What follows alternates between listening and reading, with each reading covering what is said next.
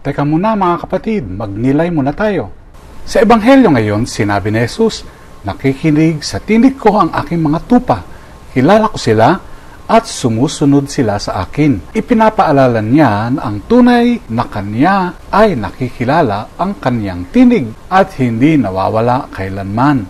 Alam mo ba na ang mga batang penguin ay kayang makilala ang tinig ng kanilang magulang kahit nasa gitna ng libu-libo pang iba? Sa mga kolonya ng emperor penguins, libu-libong inakay ang nagsisikain. Ngunit sa bawat sisiw ay nakikilala ang natatanging tawag ng kanilang mga magulang at sumusunod lamang dito. Ito ay isang magandang larawan ng ating ugnayan kay Kristo. Napakaraming ingay sa mundo, mga tukso, maling aral, ang mga bagay na maaaring maglayo sa atin sa Diyos. Ngunit gaya ng sisiw na nakikinig sa kanyang magulang, tinatawag tayo ni Kristo upang makilala ang kanyang tinig at sumunod sa kanya. Sa Gawa ng mga Apostol, ipinangaral ni na Pablo at Bernabe ang Ebanghelyo.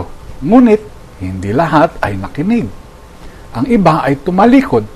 Ngunit ang mga nakakilala sa katotohanan ay sumunod kay Kristo.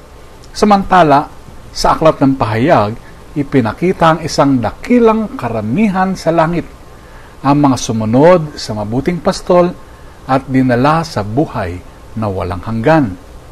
Ang ating tanong, mga kapatid, nakakilala ba natin ang tinig ni Kristo sa ating buhay, sa ating puso, o natatalo tayo ng ingay ng mundo? Siya ay tumatawag. Nakikinig ba tayo? Pagnilayan po natin ito. Amen.